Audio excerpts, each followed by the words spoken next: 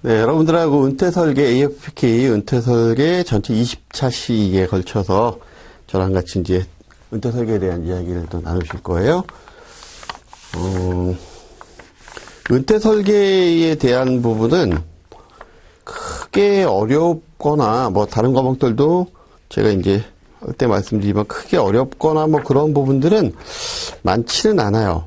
이쪽이 크게 어렵거나 그런 부분들은 크게 없는데, 대신에 은퇴설계 쪽에서 우리가 고민을 해야 되는 부분들은 마찬가지로 용어 부분이기도 하고요. 그 다음에 뒤쪽에서 가다 보면은 좀 외워야 될 것들이 몇 가지 있어요. 그리고 아무래도 일상적으로 접하는 용어들도 많이 있지만 그렇지 않은 용어들도 꽤 되거든요. 물론 그렇다 해서 뭐 상속이나 이런 과목들처럼 법률 용어들로 해서 쫙 이루어져 있는 뭐 그런 형태는 아니에요. 그런 형태는 아니더라도 은퇴설계 자체가 크게 이렇게 그냥 읽을 때는 우리가 소설책 읽을 때 보면은 쭉 읽을 때 편안하게 다 읽었다라고 했는데 뒤돌아서서 보면 뭘 봤지? 뭐 이런 느낌도 가끔 들 때가 있을 거예요. 그렇죠? 뭐 그런 거다라고 생각하시면 될 것 같아요. 그래서 읽었을 때는 다 나오면 맞힐 수 있을 것 같은데 실질적으로 시험 문제가 이렇게 딱 나오게 되면 이건가 긴가 민가 하는 그런 형태의 문제들이 간혹 출제가 되는 부분들이 있고요. 그 다음에 은퇴설계 전체적으로 문제 난이도 자체는 크게 어렵지는 않을 거예요. 크게 어렵지는 않은데 프로세서 부분에 해당하는 부분하고 그 다음에 연금 쪽에 해당하는 부분에 포커스가 좀 맞춰져야 된다라고 생각이 드시면 되고요. 우선 그래서 차례를 한번 좀 보죠. 차례 쪽에. 자, 차례 쪽에 나와 있는 부분들을 보면 은퇴설계의 개요가 나오거든요. 1장 쪽에 개요가 나오는데 이 개요가 사실은 은퇴설계 전부다라고 얘기해도 크게 무리가 없을 정도로 제일 중요한 파트죠. 근데 시험에서는 이쪽 파트, 1장 쪽에 해당하는 파트에서는 문제 출제 비중이 그렇게 높지는 않아요. 뭐 많아야 두 문제, 뭐 세 문제까지 넘어가는 경우는 극히 없는데, 그럼에도 불구하고 이쪽 파트에서 이해가 돼야 여러분들이 현업에서 업무 수행을 하시는 분들 같은 경우엔 전체적인 내용에 대한 이해가 될 거다라는 부분하고요. 그리고 시험을 위주로 해서 이제 공부하실 학생분들 같은 경우에는, 이 은퇴설계 이 개요 쪽에 해당하는 이해가 돼야 그 다음 프로세서부터 시작을 해서, 이게 왜 필요하구나. 이런 부분들에 대한 문제가 될 수 있기 때문에, 그리고 개요에 해당하는 부분, 그래서 저희가 이제 처음엔 이 부분서부터 이제 신경을 써서 나가죠. 그 다음에가 이제 2장이 프로세서 부분이에요. 은퇴설계 프로세서 부분인데, 모든 과목이 다 프로세서라는 거는 있거든요. 은퇴설계만이 아니고요. 상속설계에서도 6단계 프로세서가 있었죠. 그 다음에, 재무설계에서도 6단계 프로세서가 있었잖아요. 그렇죠? 투자 쪽도 있고 보험 쪽도 있고 모든 부동산 쪽도 있고 다 모든 과목에 프로세서 6단계 프로세서가 나오는데 특히 프로세서에 많은 신경을 쓰고 출제 비중이 좀 높은 과목이 무슨 과목이냐라고 하면 은퇴설계 쪽이 프로세서에 관련되는 문제가 다른 과목들보다 조금 더 많이 나오고요. 그 다음에 조금 더 신경을 써서 봐야 된다. 그래서 프로세서 부분에 대한 부분을 우리가 이제 한 두 차시에 걸쳐서 얘기를 할 건데, 그 프로세서 각각의 하나하나의 단어에 집중하면서, 근데 어렵진 않아요. 진짜 어렵진 않아요. 그 다음에 은퇴설계 소득, 그래서 3층 보장제도부터 시작해서 은퇴소득의 수준이라든가, 은퇴소득을 확보를 어떻게 할 거냐. 이런 부분들에 대해서는 이제 이쪽에서는 3층 보장제도라고 해서 우리가 이제 가장 많이 사용을 하는 이야기를 하게 될 거예요. 국민연금인 공적연금서부터 시작을 해서 기업연금, 그리고 개인연금에 해당하는 부분에 대한 이야기를 할 건데, 현직에 지금 금융기관에 종사하시는 분들 같은 경우에는 늘 접하는 이런 용어고, 그 다음에 실질적으로 판매하는 상품이고 이러다 보니까 그 내용을 크게 어렵게 받아들이지 않으실 수도 있어요. 근데 물론 담당자가 아니면 그렇지 않아요라고 얘기하실 수도 있지만, 전체적으로 은퇴소득의 3층 보장에 해당하는 개개별의 어떤 기업연금이나 개인연금에 대한 이야기들은 우리 책 뒤쪽에 퇴직연금과 그 다음에 사적연금에 해당하는 부분에 굉장히 디테일하게 나오고요. 그리고 제일 까다로운 부분, 해당이 될 거다. 물론 출제비중도 제일 높은 부분이고요. 그래서 연금 쪽에 해당하는 부분이. 그래서 제가 강의를 하면서 앞쪽 서부터 그런 얘기들을 중복해서 해 나갈 거예요. 그러니까 1장, 2장 쪽에 안 적혀 있는 이야기들, 타이틀만 있는, 제목만 있는 이야기들 같은 경우에도 뒤를 대비해서 미리미리 좀 설명을 해 나가는 형태로 강의를 해 나갈 거고요. 그 다음에 4장 쪽에 공적연금. 말이 필요 없는 부분이에요. 국민연금에 해당하는 부분은 양은 작아요. 굉장히 양이 작은데 전체적으로 무조건 그냥 페이지마다 다 시험 문제다라고 생각하시면 되고요. 직영연금도 마찬가지고요. 직영연금 자체도 근데 직영연금은 공적연금하고 다르게 제가 이 퇴직연금하고 잠깐 착각을 했네요. 직영연금 같은 경우에는 출제비중이 높지는 않아요. 그리고 공무원연금 하나 알면 사학연금, 군인연금 다 해결되는 그런 형태이기 때문에 한 문제 정도, 많아야 두 문제 정도 나오는데 한 문제 정도 나오는 게 통상적인 부분인 것 같더라고요. 그다음 공적연금 연계 쪽에 해당하는 부분, 그래서 직영연금과 연계돼서 국민연금을 같이 받게 되는 부분들이 있거든요. 이런 부분들은 또 여기서도 보면은 한두 문제 정도 꼭 나오니까. 그 다음에가 이제 퇴직연금 부분이에요. 퇴직연금 부분. 자, 퇴직연금 부분은 여기 해외 퇴직연금도 나오고요. 국내 개인연금, 퇴직연금 쭉 해서 사적연금이 나오게 되는데, 퇴직연금과 국민연금 두 가지를 합치면 전체 시험에 한 5분의 2? 많이 나오면은 뭐 절반 정도도 나올 때가 있고요. 최소한 5분의 2 이상이 이 두 파트에서 나온다라고 보시면 되고요. 은퇴설계 같은 경우에는 재무설계나 아니면 상속설계 같은 경우에는 문제가 골고루 출제가 돼요. 골고루 출제가 되는데 은퇴설계 같은 경우에는 골고루 출제가 되긴 하지만 페이지 양에 비해서 집중해서 나오는 페이지들이 좀 있으니까 여기는 그렇게 좀 짚어드리는 거예요. 개인연금 같은 경우는 이제 사적연금에 해당하는 부분인데 여기서는 크게 복잡한 부분은 없지만 현행 판매되고 있는 연금 계좌에 대한 이야기를 아주 디테일하게 나눌 거고요. 그러면서 그게 7장 쪽에 해당하는 연금 계좌, 그다음에 세제, 그리고 활용까지 해당하는 부분들이 아주 수치와 그다음에 제도에 대해서 명확하게 공부를 하셔야 되는 파트예요.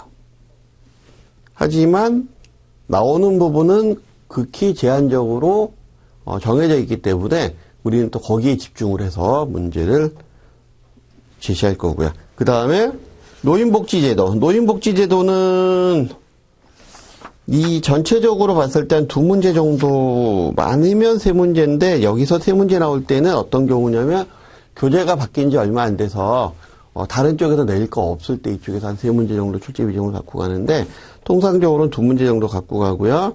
기초연금 관련되는 부분 아주 복잡한 내용들이 되게 많아요, 이 안에. 그래서 기초연금 관련되는 부분은 현재 그리고 여러분들 혹시 가족 중에서 할아버지나 할머니 계신다라고 하게 되면 기초연금을 받으시는 분들이 꽤 있으실 거예요. 그러면 그 할아버지나 할머니한테 여쭤봐도 어느 정도는 내용을 알 수 있는 그런 부분들에 해당하는 상식적인 부분부터 시작을 해서 제도에 대한 기본적인 이해를 해야 되는 부분까지 해서 이야기를 할 건데, 그래서 기초연금에 대한 부분까지 이제 하고 노인 장기 요양보험이라 그래서 노인성 질환과 관련되는 그 요양보험 관련되는 얘기로 해서 이제 은퇴 설계가 전체적으로 이루어져 있어요. 그래서 내용 자체가 크게 어렵거나 하진 않지만 평상시에 접하지 못하는 부분들에 대한 이야기들이 좀 많기 때문에 그래서 점점 가면 갈수록 현실과 동떨어진, 그러니까 본인의 현실과 동떨어진 이야기들을 하게 될 거예요. 그렇지만 우리가 자산 컨설팅 하는 입장에서는 돈이 많으신 분들은 누가 많죠? 젊으신 분들은 그다지 돈이 없어요. 실질적으로 돈이 많으신 분들은 지금 연령대가 일정 수준 이상 올라가신 분들이죠. 예, 그렇기 때문에 은퇴 설계와 관련되는 문항수도 제법 되고요. 그래서 우리가 이 부분에 대해서 고민을 좀 해봐야 돼요. 자, 그럼 1장 쪽에서부터 한번 시작을 한번 해보죠. 은퇴 설계의 개요서부터인데 뭐 정의와 필요성, 재무설계사의 역할 뭐 이런 부분이 나오는데 학습 목표를 먼저 한번 보겠습니다. 8페이지. 은퇴 설계를 정의할 수 있어야 되고요. 그 다음에 은퇴 설계가 필요한 사회 환경을 열거할 수 있어야 되고요. 그리고 은퇴 설계에서 재무설계사의 역할을 수행할 수 있어야 되고, 그 다음에 국내외에 은퇴 관련 현황을 알 수 있어야 되고요. 그렇다고 해서 뭐 수치나 이런 부분이 중요한 건 아니에요. 은퇴 생활 단계별 특성을 구분하고 설명할 수 있어야 되고요. 이건 뒤에 가서 보면 이제 박스로 나오는데, 그 다음에 은퇴 생활의 비재무적 요소와 비재무적 은퇴 목표를 이해할 수 있어야 된다라고 해서 이제 나와 있는 내용이에요. 자, 그러면 이제 슬슬 본격적으로 한번 들어가 보죠. 9페이지서부터 이제 들어갑니다. 제 1절. 은퇴 설계의 정의와 필요성. 자, 은퇴 설계는 왜 필요하냐? 과연 은퇴 설계가 뭐냐라고 얘기할 때 우리가 여기서 꼭 하나 짚고 넘어가야 되는 부분이 이거예요. 퇴직과 은퇴. 퇴직과 은퇴가 같은 거냐라고 생각을 할 때, 과거에는 같은 개념으로도 사용이 됐었어요. 물론 그때도 은퇴와 퇴직은 다른 거였지만 그래도 좀 비슷하게. 왜냐하면 이때 과거라고 해서 그렇게 먼 과거는 아니에요. 70년대, 80년대만 하더라도 60세라고 하게 되면 상당히 그래도 좀 사신 부분에 해당이 되는 거고요. 그래서 만약에 55세나 58세에 퇴직을 하신다라고 하게 되면, 퇴직을 하시게 되면 그 이후에 남아있는 삶이 그다지 길지 않으셨거든요. 좀 사신다는 부분이 65세 뭐 이러셨어요. 그러니까 70세만 되셔도 굉장히 오래 사셨다라고 뭐 이해가 될 정도의 삶을 우리가 살았었죠. 근데 지금은 60세에 환갑잔치를 한다라고 하게 되면 뭐 그냥 안 하죠, 당연히. 예, 그렇죠, 당연히 안 하죠. 한다고 뭐 초대장 보내시는 분도 없어요. 옛날에는 오래되지 않은 그 과거만 하더라도 60세 되면 환갑잔치를 하실 때 TV에 나오셔서 장수만세라는 프로그램에 나오셔서 뭐 색동옷 입고서 놀았다라고 하게 되면, 이렇게 논이셨다라고 하게 되면 지금은 전혀 그런 부분이 없죠. 그러다 보니까 은퇴와 퇴직이 이제 전혀 다른 이야기다라는 이야기들을 많이 하게 되는 거고요. 자, 퇴직은 말 그대로 지금 현재 있는 일에서 그냥 물러나는 거예요. 그렇죠? 근데 은퇴는 현재 하는 일에서 물러나면 물론이고 한가롭게 여유로이 삶을 즐기는 게 은퇴라는 개념으로 이제 바뀌어서 나가죠. 이렇게 은퇴가 바뀌어서 나가는데, 그래서 우리가 요즘에 보도에서 가장 많이 나오는 부분들이 뭐냐면 고령화라는 얘기를 많이 하죠. 고령화. 1890년대 독일의 비스마르크가 노인의 정의를 얘기할 때, 노인이 과연 몇 살이 노인이냐, 뭐 이렇게 얘기할 때 65세라는 얘기를 했었죠. 65세 정도 되면 연금도 받아야 되고 뭐 이런 얘기들 쭉 이제 했다라고 하게 되면, 그때만 하더라도 뭐 평균 수명은 45세가 안 넘겨져 있었을 테니까 60세, 65세 이러면 꽤 오래 사셨고요. 어차피 연금을 국가에서 지급을 하더라도 그 이후의 삶이 몇 년 안 남았기 때문에 뭐 충분히 가능했었던 그런 이야기들을 하고 있었던 고령화 얘기를 지금도 갖고 와서 지금 쓰고 있는 거예요. 그러니까 저희가 지금 현재 쓰고 있는 얘기를 19세기 때 노인에 대한 정의를 지금 아직까지도 갖고 와서 지금 쓰고 있는데, 자, 그러면서 이제 고령화에 대한 얘기를 가장 많이 얘기를 하는데, 고령화 얘기를 할 때 우리가 보도자료에서 가장 많이 보는 게 뭐 수치상으로 보면 이 얘기를 가장 많이 하죠. 우리나라 전체 인구, 총인구에서 과연 몇 세? 65세 이상 인구가 몇 명이냐. 자, 19세기에 우리가 65세 이상 인구를 고령인구라고 얘기를 한 그 정의 자체를 지금 2019년도에도 갖고 와서 그 부분에 대해서 총 인구에 대해서 65세 이상 인구가 과연 몇 명이냐에 따라서 우리가 7%가 넘어가게 되면 뭐라고 얘기하냐면 고령화 사회라고 얘기를 해요. 우리나라 이미 고령화 사회는 지났죠. 그 다음에 14%가 넘어가게 되면 우리가 화자를 띄고 고령 사회라고 얘기를 하죠. 우리나라는 14%도 지났어요. 그 다음에 일본 같은 경우에 20% 지난 지 한참 됐죠. 20%가 넘어가는 부분, 즉 전 국민의 5명 중에서 1명은 65세가 넘어가는 걸 얘기하는 거예요. 엄청난 거죠. 그렇죠? 이 부분을 우리가 초고령 사회, 또 후기고령 사회라고 얘기를 해요. 자, 이렇게 고령화, 고령, 초고령. 지금 우리가 여기 장에서 열심히 달려가고 있죠. 이렇게 움직일 때 어떤 부분이 바뀌느냐? 사회적인 부분이 바뀔 거고요. 그렇죠? 네, 그 다음에 금융과 관련되는 부분이 바뀔 거예요. 당연히 인구 통계학적인 부분도 당연히 바뀔 거고요. 그죠? 그러면 사회적인 부분이 어떻게 바뀌는지, 그 금융은 어떻게 바뀌는지, 인구는 어떻게 바뀌는지에 대한 부분이 굉장히 중요하게 다뤄지는데, 특히 우리는 재무설계사잖아요. 그러다 보니까 이제 금융에 대한 중요성이 이제 커지는 거죠. 그리고 이렇게 고령화가 됐을 때 가장 중요한 건 뭐예요? 먹거리죠. 예. 먹고 사는 부분에 대해서 고령화가 됐을 때 가장 중요한 거, 사람이 먹고 사는 문제를 해결하는 게 가장 중요하잖아요. 그렇죠? 그럼 먹고 사는 문제를 해결하는데 가장 중요한 부분이니까 이제 경제적인 문제가 가장 중요하게 대두가 된다라는 거죠. 그래서 우리가 다루는 부분은 이 경제적인 부분에 해당하는 부분이 가장 중요하게 차지를 하는 거고요. 그러면 우리가 고령사회, 초고령사회 또는 이렇게 65세가 넘어갔을 경우에 65세가 넘어가서 은퇴를 했다라고 하게 되면 실질적으로 은퇴를 했을 때 뭐가 돼요? 소득원이 작아지나요? 없어지나요?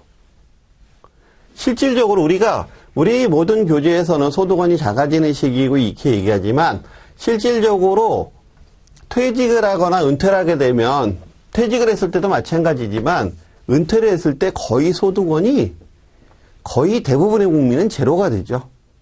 거의 대부분의 국민은 여기에서 이제 만약에 본인이 근로소득을 제공 안 한다라고 했을 때 받을 수 있는 소득이 사업소득, 지금 부동산 임대소득이나 그렇죠? 아니면 금융소득, 즉 이자소득에 해당하는 부분일 텐데 우리나라 국민들을 다 이렇게 모아서 부동산 소득이나 금융소득으로 먹고 살 만한 분 있으시면 손 들어보세요. 그럼 몇 명이나 손 들 것 같아요?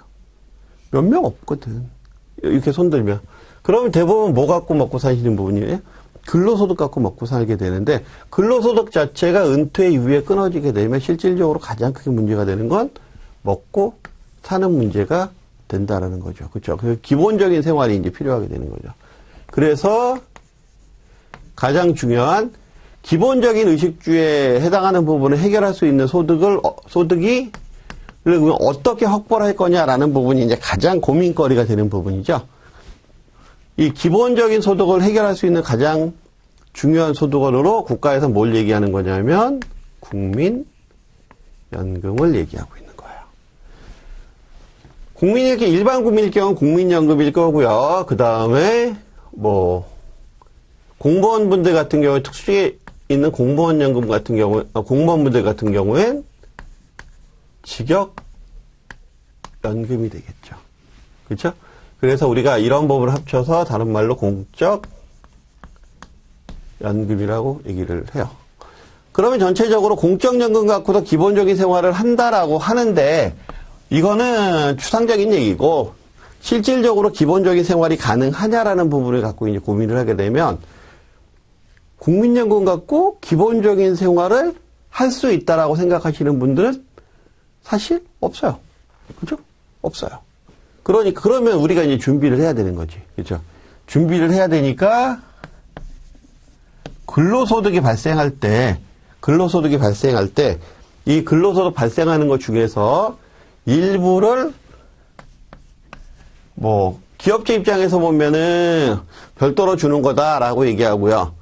그 다음에 근로자 입장에서는 내 거 일부 띄워놓은 거다라고 얘기하게 되는 그런 이해가 상충이 되지만, 그럼에도 불구하고 우리는 퇴직금이라는 부분을 기업체에서 퇴직할 때는 타죠. 그쵸? 그러면 이 퇴직한 걸 갖고 타는 걸 연금으로 전환시켜서 받을 때 우리가 이걸 퇴직연금 또는 기업연금이라고 얘기를 하는 거예요. 자, 그럼 퇴직금과 국민연금만 갖고 해결이 되느냐라고 고민을 해보면, 실질적으로 퇴직연금, 즉 퇴직금이나 퇴직연금이 이분이 입사 이후에 30년, 40년을 한 군데서만 꾸준히 아니면 잘 다녔다라고 하게 되면 사실 이 부분 갖고도 크게 문제가 안 될 수도 있어요. 그죠? 퇴직금은 충분히 탈 수 있으니까. 근데 직장생활은 그렇게 못 하잖아. 문제는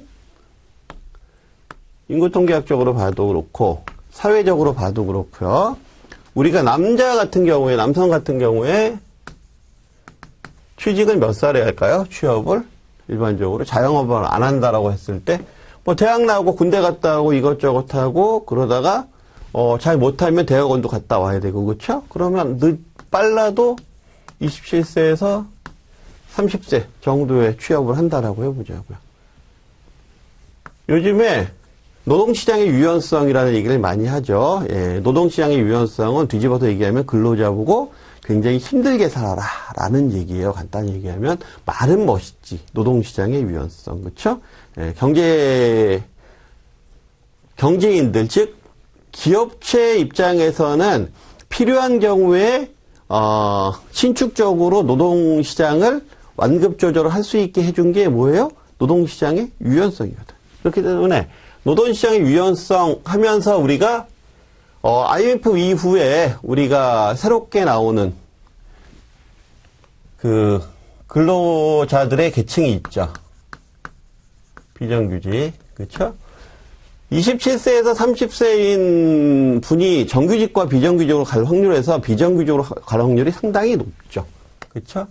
근데 어쨌든 정규직과 비정규직으로 나눠서 이렇게 가게 되는데 이렇게 갔다가 실질적으로 이제 퇴직을 하게 되는 순간이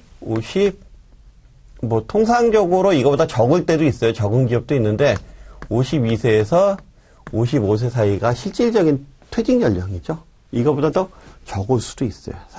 기업에 따라서는. 그러니까 우리가 일반적으로 얘기하는 65세라고 얘기하는 부분에서 65세라고 얘기하는 부분이 상당히 현실하고 좀 괴리가 떨어져 있는 부분들이 있죠. 신문이나 이런 데서도 통계 자료로 나올 때 보면 우리나라든 우리 교재에서도 그런 얘기가 있는데 65세, 67세 실질적으로 일을 그만두는 나이는 거의 70세에 가깝다 이렇게 얘기하는데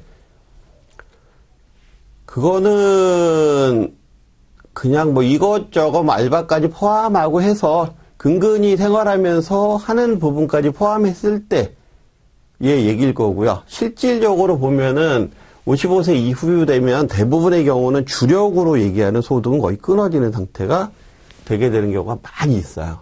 아니면 비정규적으로 굉장히 힘들게 삶을 유지하시면서 이제 가야 되는 형태가 훨씬 더 많은데 이러다 보니까 실질적으로 우리가 여기서 길어야 그죠? 25년. 그래서 아무리 길어야 30년 안쪽에서 직을 그만두게 되는 부분이 벌어지게 되죠. 자, 이렇게 되면은, 그러니까 어떻게 돼? 이것만 갖고 먹고 살기 힘들고, 실질적으로 벌어들이는 소득의 기간도 굉장히 짧아지고, 뒤에 남아있는 기간은 무지하게 길다 보니까, 우리가 여기서 개인적인 준비를 좀 해라. 라고 얘기해서 나오는 게 개인 연금인 거죠. 그래서 정부에서, 자, 세금도 좀 줄여줄 테니까, 근로소득이나 이런 거 할 때 소득 공개해주고, 또는 세액 공개해줄 테니까, 돈을 좀 모아서, 노후 생활을 본인들끼리 좀 알아서 해주시면 좋겠습니다. 라고 얘기해서 나오는 게 개인연금이에요. 그래서 여기서 개인적으로 연금이 나오게 되는 거죠. 이렇게 다 합쳐서 이 연금을 우리가 얘기를 하게 되는데, 그래서 우리 교재에 보면 다 이 순서대로 나와 있는 거예요. 교재에서 보면 아까 교재 차례를 잠깐 살펴봤듯이 국민연금, 기업연금, 개인연금. 개인연금에서 정부에서 혜택 줄 때 그 혜택 주는 계좌 이름이 연금계좌거든요. 연금계좌는 요 두 가지를 합쳐서 연금계좌라고 얘기해요. 퇴직을 연금으로 받고 그 다음에 개인적으로 연금 들었을 때 세금을 좀 줄여주겠다 그래서 소득세법에서는 그걸 연금계좌라고 얘기를 하죠. 이 흐름이 이렇게 가게 되는데 이 흐름이 이렇게 갈 때 우리가 퇴직이 아닌 은퇴다. 그리고 고령화가 심각하다. 그래서 경제적으로 해결을 해야 되는데 연금은 이렇게 받는다. 라고 얘기를 하면서 또 이것만 갖고 부족하니까 아주 기본적으로 깔리는 건 뭐를 깔아줘요? 기초 연금을 깔아주는 거고요.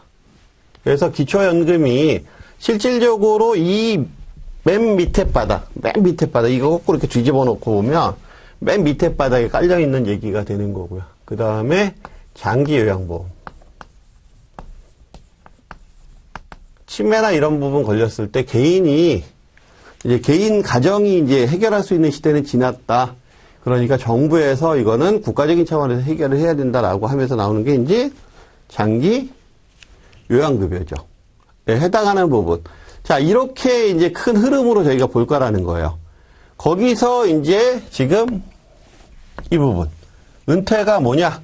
라는 얘기서부터 정의를 해 나가는 거죠. 맨 위에 줄에 은퇴 설계는 은퇴 이후 생활비와 원하는 라이프 스타일을 유지하기 위해 필요한 자금을 예측하고, 자, 우선 어떤 부분이 나왔어요? 경제적인 부분이 나왔죠.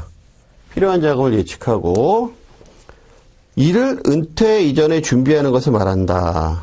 자, 일단은 경제적인 부분으로 준비하는 것을 말한다라고 해서 첫 번째는 이렇게 지금 얘기를 던져주고 있어요. 자, 그러면서 그 밑에 단락에 내려가서 보시면 01번 은퇴 설계의 정의. 자, 은퇴 사전적 정의는 직임에서 물러나거나 사회활동에서 손을 떼고 한가로이 지냄. 그래서 그동안의 은퇴의 정의도 고용 상태의 어떤 직위에서 물러나 역할을 중단하게 되는 상태를 뜻하였다. 자,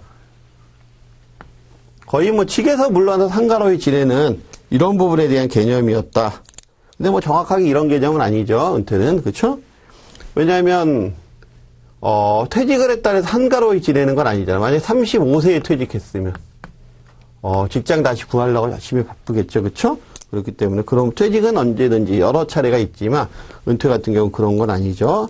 그래서 이거에 대한 얘기가 나옵니다. 그러나 최근에는 은퇴를 일회성 사건이 아니라 개인이 직업활동을 중단하는 일련의 과정으로 정의하고 있다. 그래서 이게 중요하죠. 은퇴는 요즘에 이렇게 분류합니다. 주된 일자리에서 그만두고 그 다음에 중간 일자리를 구하고 그 다음에 중간 일자리에서 물러나서 또 소일거리를 하는 그런 식으로 하면서 점점 단계적으로 어떤 경제활동을 스톱시켜 나가는 그런 형태다. 줄여나가는 형태가 은퇴라고 하고 있다라는 거고요. 자, 한 페이지 넘겨보시면 맨 위에 줄에 그러나 최근 들어 은퇴 설계는 생애 설계의 관점에서 전 생애에 걸쳐서 다양한 측면에서 은퇴 이후의 생활을 미리 준비하는 것. 그래서 은퇴 설계는 뭐다? 전 생애에 걸쳐서 고민을 하는 부분인데 특히 은퇴 이후에 생활을 준비하는 것이다. 이렇게 확장되고 있다. 그리고 바로 밑에 은퇴 설계는 그래서 개인 또는 가게가 가지고 있는 다양한 자원을 효율적으로 관리하여 은퇴 이후 재무적, 비재무적 목표. 자, 여기서 이제 중요한 키워드가 나왔어요. 은퇴 설계는 재무적, 비재무적 목표. 앞에 쪽에서는 전부 다 계속 무슨 얘기를 했어요? 계속 경제적인 얘기를 했는데 과거의 은퇴 설계는 이 경제적인 부분에 치우쳐 있었다라는 거예요. 그렇지만 지금의 은퇴 설계는 어떻다? 재무적, 비재무적, 인생 전반에 걸친 부분을 살펴보는 것을 달성하고 노후 생활의 안정과 복지를 실현시켜 나가는 과정이다. 그래서 재무적, 비재무적이라는 단어가 나와야 된다라는 거죠. 그래서 그 달락 밑에 은퇴설계는 젊은 시기부터 시작해서 생애 전반에 걸쳐 이루어지는 장기 계획이다. 체계적이고 과학적인 접근이 필요하다. 자, 은퇴설계는 추상적이고 관념적인 접근이 아니고 체계적이고 과학적인 접근이 필요하다. 그리고 단기 계획이 아니고 장기 계획이다. 그래서 우리가 요즘에 뭐라고 얘기해요? 이때 취업을 시작하면서부터 뭐를 준비해야 된다? 은퇴설계는 준비해야 된다라고 얘기할 정도죠. 자, 02번입니다. 은퇴설계의 필요성입니다. 자, 은퇴설계의 필요성을 살펴보게 되면 최근 들어 은퇴설계는 평균 수명의 증가와 그 다음에 출산율의 저하, 저금리, 돈 버는 시간의 감소, 그죠? 그리고 돈 쓰는 시간의 증가, 이런 게 되겠죠? 예기치 못한 퇴직. 예기치 못한 퇴직이 대부분 나타나는 이유는 요즘은 이거예요. 정규직과 비정규직. 정규직은 급여를 되게 많이 줘야 돼요. 모든 복지 혜택을 다 줘야 되죠? 비정규직은 이거의 3분의 1 진짜 적으면 3분의 1, 아니면 2분의 1의 돈만 들여도 동일한 능력을 갖고 있는 사람을 훨씬 더 긴 시간, 노동력을 제공받을 수 있는 혜택이 사실 있어요. 그러다 보니까, 그럼 기업 입장에서 보면 정규직은 부담이 가죠. 그죠? 그럼 비정규직은 말도 잘 들어요. 그쵸? 그렇기 때문에 비정규직을 훨씬 더 이제 선호하게 되는 상황이 벌어지게 되는 거죠. 그러면 비정규직은 급여가 작다 보니까 어떤 부분에 문제가 돼요? 퇴직금이 별로 안 쌓이겠죠? 연금 준비 안 되겠죠? 국민연금도 납입액이 적으니까 연금도 적을 거예요. 그렇죠? 그럼 전체적으로 다운이 되죠. 그렇죠? 이런 부분에 대한 문제가 이제 크게 되는 거죠. 그러다 보니까 퇴직과 조기 정년, 그리고 부족한 공적연금. 정년이 빨라지게 되면 연금 납입하는 기간이 줄어들 거잖아요. 연금 납입하는 기간이 줄어들게 되면 당연히 퇴직금도 줄 거고요. 저축도 적게 할 거고요. 받는 연금은 당연히 줄어들겠죠. 그렇죠? 이런 부분이다라는 거죠. 그래서 가번의 고령화와 저출산. 자, 사회적인 문제로 고령화와 저출산이 문제가 되는 거죠. 그렇죠? 요즘에 애는 왜 안 낳아요? 안 낳는 이유 간단하죠. 낳았을 때, 아이가 태어났을 때 내가 책임질 수 있는 소지가 그다지 많아지지 않았다라는 거예요. 그죠? 나이에 비해서 늦게 결혼해야 되고요. 그 다음에 나이에 비해서 일찍 퇴직해야 돼요. 그런데 교육비나 이런 부분에 대한 경제적인 부담은 너무나 큰 거죠. 그러니까 고령화와 저출산의 대표적인 부분은 교육비, 그 다음에 자녀에 대한 부양에 대한 부분, 이런 부분이 이제 겹치는 거죠. 그래서 맨 밑에 단락에 보시면 뭐라고 되어 있어요? 유엔은 65세 이상 인구가 차지하는 비중이 7% 이상, 그리고 14% 이상, 20% 이상일 때 고령화 사회, 고령사회, 초고령 사회다라고 구분하고 있다라는 거. 이것도 굉장히 많이 시험에 나오는 거고요. 그 다음에 우리나라는 2000년부터 고령사회에 진입했고요. 고령화 사회에 진입해서 2017년도에 고령사회, 26년도쯤 가면 초고령 사회가 될 것으로 예상이 되는데 요즘 보도자료 보면은 2026년보다 빠를 것 같아요. 왜냐하면 인구가 계속해서 줄어들고 있으니까. 그죠? 근데 고령 인구는 점점 늘어나고 있잖아요. 그렇죠? 그렇기 때문에 그래서 그러면서 요즘에 또 많이 문제가 되는 게 뭐예요? 혼인율이, 그렇죠? 예, 결혼 정령에서 혼인율이 굉장히 줄어들고 있다라고 얘기하죠. 그러면 이제 인구는 줄 수밖에 없죠. 자, 이러한 우리나라의 고령화 속도는 요거 순서 프랑스, 스웨덴, 미국이죠. 순서 고령화 속도. 그리고 일본은 24년이죠. 가장 빨라요. 진짜 빨라요. 그러니까 그럼에도 불구하고 아직까지 우리나라가 고령화에 대해서 아직까지 크게 어떤 충격을 좀 덜 받고 있는 이유는 뭐냐면 아직까지는 초기 고령화 사회거든요. 우리 교재는 안 나왔지만 초기 고령화 사회예요. 즉 고령화가 빠르게 진행이 되고 있지만 아직까지 이제 스타트되고 빠르게 진행이 되는 거지 지금 현재 고령화 되신 분들의 나이가 아직은 젊거든. 그러다 보니까 아직은 사회적인 크게 이슈로 작용을 안 하는데 이게 이제 지금부터 한 10년, 15년, 20년 정도 지나게 되면 대단히 심각한 부분으로 이제 나타나겠죠. 자, 고령화 추세는 이렇게 우리가 보면 되고요. 밑에 그림 1-1에 나와 있는 것처럼 여기서 밑에서 네 번째 줄 다섯 번째 주소부터 보죠. 자, 우리나라도 가장 많은 사람이 사망하는 연령대를 의미하는 최빈 사망 연령이 90세를 넘어. 자, 요것도 질문 가끔 나옵니다. 90세를 넘어서 100세 시대가 도래됐다라는 거죠. 90세를 넘어설 것으로 예상돼서 되면서 100세 시대가 도래됐다. 우리 한 페이지 넘겨보시면, 자, 표 1-1에 보시면 100세 시대와 그 다음 80세 시대, 그러니까 과거 시대와 현재 100세 시대라고 보면 되겠죠? 그 고령화에 받아들이는 부분이 틀려요. 고령화 사회의 일원으로서 참여한다. 그러니까 과거에는 나이가 먹으면 나는 보살핌을 받아야 돼. 나는 그동안 고생했으니까 좀 쉬어야지 라는 개념이었다면 지금은 아니다. 나도 일을 해야 된다. 나도 사회생활에 참여해야 된다라는 부분으로 바뀌었고요. 장수의 의미가 오래 사는 거에서 잘 사는 것으로 바뀌었죠. 그리고 고령층의 복지 부담 자체가 과거에는 나는 고생했으니까 이제 편하게 세금으로 혜택 받을 거다라는 거에서 지금은 취업자라는 얘기는 경제활동 인구를 얘기하는 거예요. 그다음 은퇴자가 공동으로 부담하는 부분들. 이렇게 해서 일자리는 세대 간 공유, 세대 간 단절이 아니고 그리고 정년제가 약화됐죠. 그렇죠. 요즘에 웬만하면 그냥 완전히 정년, 그 회사에서 정한 60세 이렇게 정년으로 그만두시는 게 아니고 대부분 명퇴로 그만을 두죠. 그렇죠. 그런 형태 부분들이 이제 바뀌어 간다라는 거죠. 그 다음에 가족과 문화 쪽에서도 젊은 가족에 대한 개념, 그죠? 젊음. 그래서 결혼, 가족에 대한 개념이 약화가 되고요.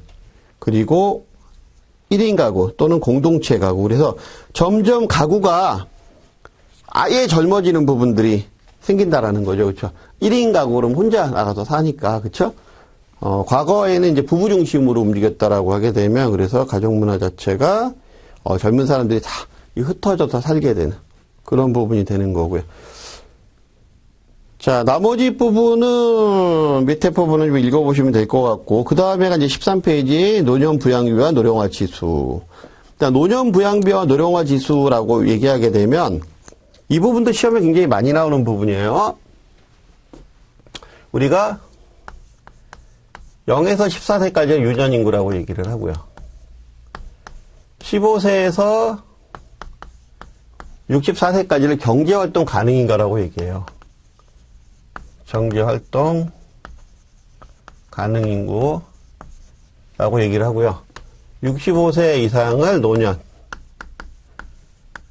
인구라고 얘기를 한다라고 하게 되면 자, A, B, C라고 했을 때 B가 C를 돌보는 거, B가 C를 돌보는 거, 이거를 우리가 노년 부양비라고 얘기를 해요.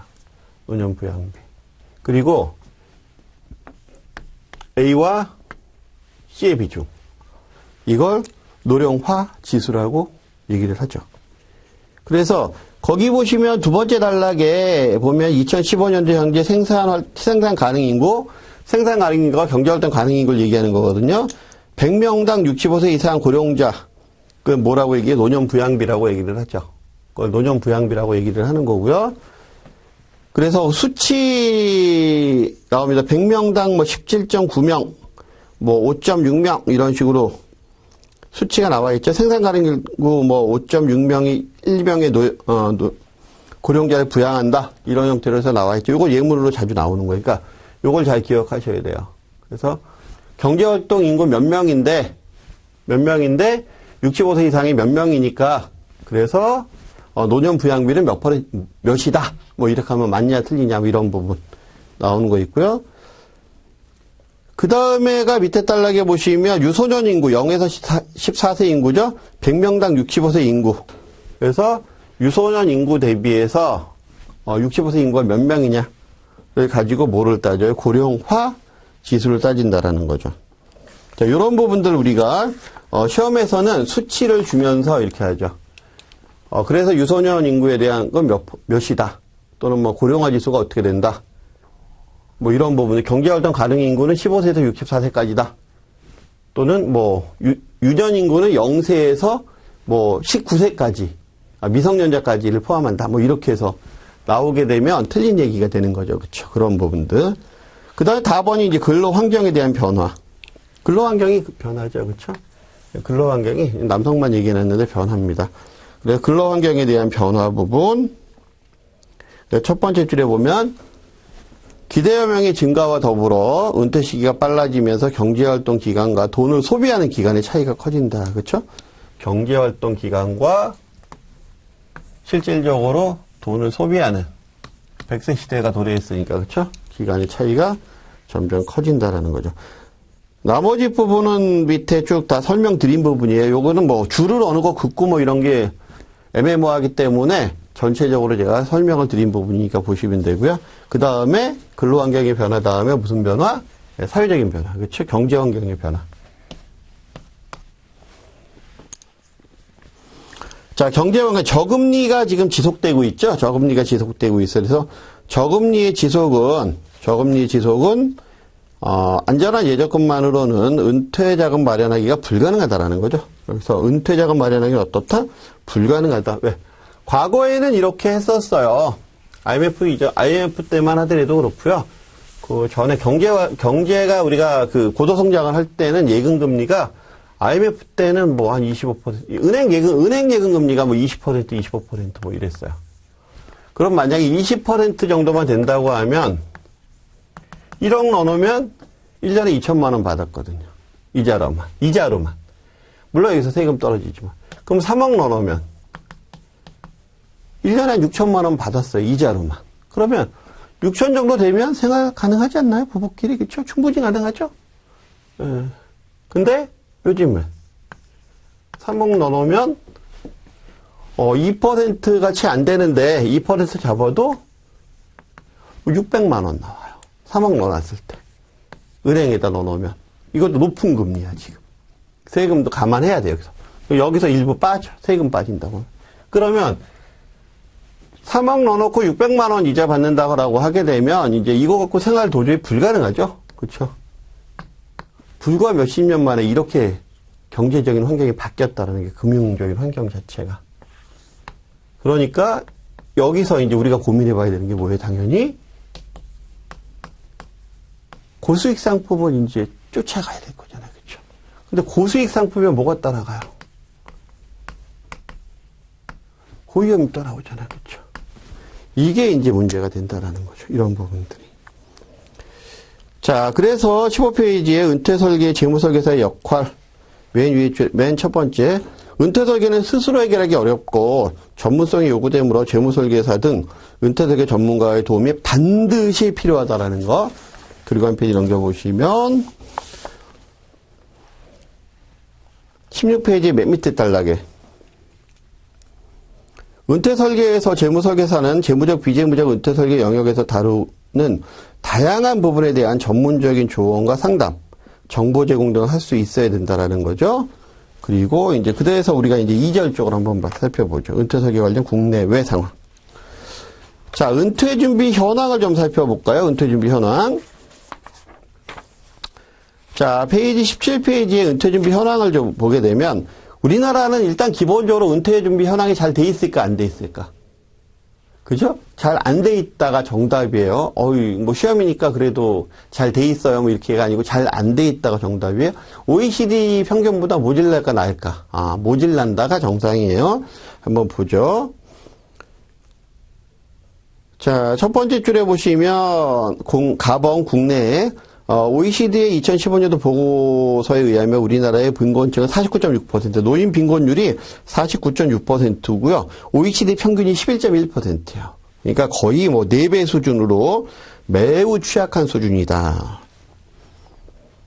그 다음에 한 페이지 넘겨서 보시면 그거 정도 알아두시면 되고, 그리고 맨 위에 줄에 보시면 가계의 은퇴준비 지수는 100점 만점에서 58.3점에 그쳐서 은퇴준비가 매우 부족하다. OECD 평균과 더불어서 우리나라에서 조사한 것조차도 매우 힘들다라고 나왔다라는 거고요. 그 다음에 보시면 해외 쪽에 나가서 한번 보죠. 해외 쪽에 첫 번째 줄에 미국인의 은퇴에 대한 준비의 정도 했을 때 바로 밑에 은퇴자산 은퇴 자신감 조사에 의하면 미국인들의 은퇴 자신감의 수준은 2009년에서 13년에는 좀 안 좋았어요. 일단 미국이 경제적으로 안 좋았었던 시기니까. 그랬을 때 2015년 이후엔 상승했다. 그래서 밑에 2013년에 14에서 2015년에 28%로 올라갔다라는 거죠. 이런 부분들이, 그러니까 해외에서는, 등락의 차이는 있지만 한국보다는 좀 나은 수준이다라는 부분으로 얘기를 하고 있는 거고요. 그리고 19페이지에 가서 보시면 두 번째 단락에 이와 대조적으로 일본 피델리티 투자교육연구소가 직장인 1만 명을 대상으로, 여기서 뭘 얘기하는 거예요? 일본 얘기하는 거예요. 해보니까 44%가 은퇴 자금을 단 한 푼도 준비하지 않았다. 이 얘기는 이제 우리가 이제 안심할 수 있겠죠. 또, 일본만, 우리만 그러는 게 아니고 일본도 그렇구나. 라고 안심할 얘기가 아니에요, 이거. 안도에 숨을 쉴 게 아니고, 우리조차도 준비 안 됐는데, 여기도 그러네? 정말 은퇴 준비가 쉽지 않은 거구나. 우리가 일본을 얘기할 때 통상적으로 뭐 축구나 이런 거 가끔 이겨서, 우리가 이제 한일전 하게 되면 이기고 하니까 우리하고 일본하고 좀 비슷한 수준을 놓고 보는데 전혀 달라요. 우리랑 레벨이 다른 나라예요, 일본은. 완전히 우리보다는 확실히 우위에, 경제적인 부분에서는 확실히 우위에 있는 나라예요. 그런 나라조차도 은퇴 준비가 제대로 안 돼 있다는 얘기는 우리는 은퇴 준비가 정말 어렵다라는 얘기예요. 그러니까 바로 앞에 뭐라고 돼 있어요? 은퇴 설계는 반드시 필요하다라고 돼 있잖아요. 그렇죠? 자, 은퇴 설계 관련 교육의 현황은 읽어보시면 돼요, 여러분들이. 여기서 교육 현황에서 보시면 시험에서 가끔 나오기는 하는 부분은 가운데쯤에. 금융회사 홍보물이 17.3, 직원 재무설계다 14.3, 프로그램이 5.4, 정부 홍보물이 2.3, 기타 은퇴 전문가가 1.7인데 바로 위에 대중매체 이런 데서를 통해서 준비하는 게 77%. 그러니까 얼마나 전문화가 안 돼 있다라는 부분이 나타나는 거죠. 그래서 절실히 이제 은퇴 교육이 필요하다라는 거고요. 그 다음에 21페이지 가서 보시면 은퇴 생활의 이해 관련되는 부분이 나와요. 자, 은퇴 생활을 어떻게 이해해야 되느냐라고 하게 되면, 자, 01번에 보시면 이런 얘기가 나오죠. 은퇴 이후의 은퇴기는 활동기. 은퇴기는 활동기, 그 다음에 회상기, 간병기 이렇게 나눈다. 즉 은퇴 이후에 삶을 나눠보면 이렇게 요게 1번, 2번, 3번의 순서로 진행이 되겠죠. 자, 퇴직을 하게 되면, 은퇴를 하게 되면, 자, 삶을 좀 풍요롭게 살기 위해서 우리는 이제 퇴직을 했다라고 하게 되면, 은퇴를 했다라고 하게 되면, 그동안 이제 바빴으니까 여행도 못 가보고 그랬을 거잖아요. 그러니까 우리가 무슨 생각을 해요? 여행도 다니면서 평상시 못 먹던 것도 좀 먹고, 맛집도 좀 찾아다니고, 뭐 이러면서 열심히 살아야 되겠다. 재밌게 살아야 되겠다. 아직은 다리에 힘이 안 빠졌을 때 얘기죠. 그렇죠? 그리고 돈이 주머니에 좀 있을 때 얘기예요. 그러다 보면은 다리에 힘 빠지는 시기가 오고 돈도 좀 떨어지는 시기가 오고요. 그러면서 행동 반경이 줄어들죠. 그러면서 과거에 내 왕년엔 어땠는데 뭐 이러면서 과거를 회상하는 시기가 돌아와요. 그러다가 이제 그 회상하는 시기가 지나서 그 회상하는 거조차도 이제 힘들어지는 시기, 링걸 꽂고 그다음에 산소 마스크 끼고 있는 시기가 오게 되죠. 호스피스 병동에 들어가서 이제 삶을 마감하는 단계에 들어가는 거 우리가 간변기라고 얘기를 하죠. 요런 단계를 거쳐서 이제 삶이 마감이 된다라고 하는 얘기를 지금 여기서 적어놓고 있는 거예요. 그래서 은퇴 이후의 은퇴기는 일반적으로 활동기, 회상기, 간변기 순으로 진행이 된다. 첫 번째 단계는 70세 초반이고요. 그 다음에 은퇴한 지 얼마 되지 않아서 의욕적이거나 이렇게 되는데 여기서 가장 중요한 건 뭐냐면 5번째 줄에 은퇴 자금을 상당히 빠르게 소진시켜버릴 수 있는 시기. 이 시기가 무슨 시기? 이 시기가 활동기. 그 다음 맨 밑에 딸락에 보면 두 번째 회상기 나오죠. 70세 초반에서 후반까지 이렇게 쭉 가는데 이때는 뭐예요? 다리에 힘도 좀 빠지고 하니까 그 가족들, 자녀들하고 좀 친하게 지내고 싶고 평상시에 좀 못해줬었던 게 좀 밟히고 뭐 이런 부분이에요. 그리고 이왕이면 좀 천국 가고 싶어지고 뭐 이런 부분들, 그렇죠? 그래서 맨 위에 줄에 보면 가족이나 친지 등 사회적인 관계에 관심을 두는 시기가 되고요. 건강은 양호하지만 아직은 양호하다는 얘기는 좋다는 얘기는 아니에요. 사회 활동이 줄어들면서 그러면서 이제 교류 관계가 점점 외부에서 내면으로 가족 관계 쪽으로 이제 오는 시기가 해당이 되겠죠. 그러면서 돈은 좀 있는데 생활비가 그다지 많이 들어가지 않는. 그래서 우리 저런 얘기 많이 하잖아요. 어르신분들. 돈은 있어봐야 뭐 쓸 데도 없는데 이런 부분들은 어디에 들어와 있는 거야, 이제. 예. 회상기에 들어와 계신 분들이 이제 그런 분들에 해당이 되죠. 그 다음에가 이제 간병기. 예, 간병기 같은 경우에 이제 호스피스 병동에 들어가셔서 또는 이제 집안에서 이제 케어 받으시면서 있는 시기. 여러분들이 진짜 재무설계사를 잘 하고 싶고, 그 다음 은퇴 설계에 관련해서 진짜 관심을 가지고 싶으시면, 우리나라에도 요즘 꽤 많이 나와 있어요. 호스피스 병동에서 이렇게 어떤 수기 같은 거 있어요. 그 다음 호스피스 병동 의사가 이렇게 뭐 삶을 마감하시는 분들이 이렇게 지내온 삶이나 이런 것들을 책으로 엮은 책들이 꽤 돼요. 그래서 뭐, 인생을 마감하면서 뭐 하고 싶은 50가지 이야기 뭐 이런 얘기들도 많이 있잖아요. 그렇죠? 예. 그런 부분들의 책을 좀 읽어보세요. 그러시면은, 물론 이 시험 끝난 다음에. 그러면 이 부분들을 이해하는데 훨씬 더 도움을 받으실 수 있을 거예요. 그래서 이제 그림 11-4에 보면 은퇴생활 단계별 특성이 나오죠. 활동기, 회상기, 간병기에 나와 있는 각각의 특징들이 있죠. 이 부분은 구분하실 수 있을 정도는 좀 보시면 되고요. 읽어보시면 될 수 있는 거기 때문에 제가 따로 표시는 안 해드릴 거예요. 그리고 23페이지, 비재무적인 요소입니다. 자, 비재무적인 요소다라고 하게 되면 여기서는 이제 가장 중요한 포인트가 뭐냐면 두 번째 단락에 보시면 기존의 노년학이 노년층의 노화에 대한 담론이 중심이었다면 금융업계를 중심으로 이루어진 은퇴 설계는 재무적인 측면만 강조를 했었다라는 거죠. 그래서 은퇴적인 준비 자금이 마련되어 있는지 뭐 경제적인 측면에서 괜찮은지 뭐 이런 걸 살펴봤다라는 거죠. 근데 인제는 아니다라는 거죠. 인제는 아니기 때문에 그래서 그 밑에 단락에 보시면 뭐 신체적인 웰빙, 자기개발, 자기확신, 사회적인 참여 뭐 이런 부분에 대한 고민을 한다라는 거예요. 그래서 한 페이지 넘겨보시면 24페이지에 보시면 이런 얘기가 나오죠. 사회적인 관계, 건강과 습관, 여가활동, 소득과 자산 이런 것들을 다 합쳐서 과연 이 사람이 은퇴 준비 수준이 어떻게 되는지 여기서 물론 이제 소득과 자산이 뭐 비중으로 따지면 큰 부분은 맞죠. 맞는 부분이긴 하지만 과거에는 이것만 갖고 따졌다 그러면 지금은 다양한 비재무적인 부분을 가지고 고민을 한다라고 해서 나번에 보시면 비재무적 은퇴 목표 수립이 나와 있는데 거기 보시면 표 1-3 있어요. 은퇴의 비재무적 측면에 적응하기, 그다음 은퇴 후 라이프스타일 개선 해서 나와 있는 항목들 그냥 이렇게 한번 쳐다보세요. 얘네들을 섞어서 나오거나 뭐 풀어서 나오거나 할 때도 있는데 거의 뭐 출제 비중이 높은 부분은 아니고 여러분들이 참고적으로 한번 보시는 부분 괜찮을 것 같으니까 한번 읽어보시고요. 그래서 1장 쪽에 해당하는 전체적인 내용에 대한 이야기를 마쳤고요. 다음 시간에는 그러니까 첫 교시는 그다지 어려운 부분이 없었어요. 그때 전반적인 내용에 대한 설명이었고 2교시서부터는 이제 본격적으로 은퇴 설계 프로세서 관련되는 얘기를 진행하도록 하겠습니다. 수고하셨습니다.